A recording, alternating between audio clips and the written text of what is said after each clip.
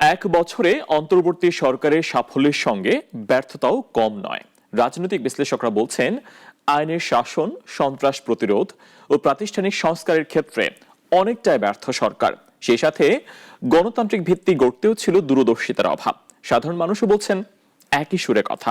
অলিল রানের রিপোর্ট। প্রধান উপদেষ্টার শপথ।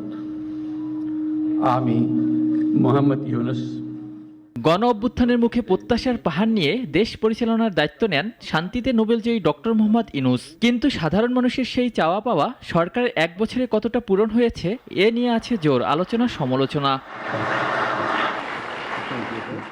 রাজনৈতিক বিশ্লেষকরা বলছেন, আইনের শাসন প্রতিষ্ঠা, আইন শৃঙ্খলার উন্নয়ন ও মব সন্ত্রাস রোধে সরকার অনেকটাই ব্যর্থ হয়েছে, যার ফলে বিভাজন বেড়েছে সমাজে।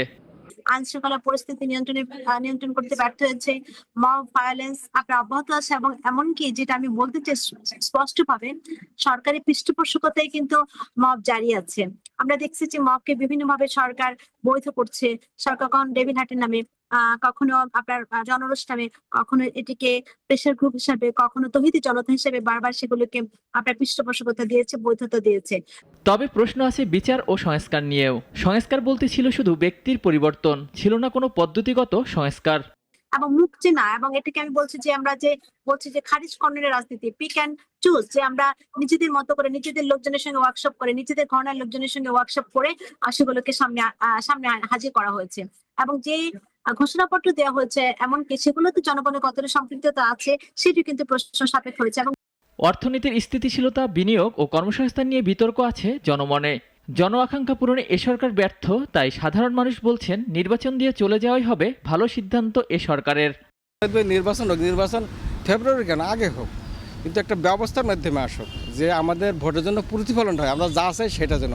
সবচেয়ে আগে বলবো, আমি নিরাপদ না, আমি বাইরে এসে নিরাপদ বোধ করছি না, আমি কোনোভাবেই স্বস্তিতে নেই। আইওয়াস করছে কিনা জানি না, যে আমাদের একটা প্রত্যাশার আলো দেখা ছিল সেটা বাস্তবায়ন আমি আমার দৃষ্টিগতটা দেখিনি। বাজার থেকে আসতে পারে না, চুরি ডাকাতি রাহাজানি, চাঁদার মানে শেষ নেই, চাঁদার উপর চাঁদা, যেখানে সেখানে চাঁদাবাজ। এই সরকার ব্যর্থ। কেন ব্যর্থ আমি সেই জায়গাটুকুতে যদি দেখি, তাহলে আজকে আপনি দেখেন যে বাংলাদেশের যে আইন শৃঙ্খলা বাহিনীর কথা যেটাকে আমরা বলছি, সেই জায়গাটুকুতে সরকার কোনো প্রশাসনকে নিয়ন্ত্রণ করতে পারছে না। তবে সরকারের নীতি নির্ধারকরা বলেন, গণ অভ্যুত্থান পরবর্তী সরকারকে সফল কিংবা ব্যর্থ বলার সুযোগ নেই। ওয়ালিউল রনি, নাগরিক, ঢাকা।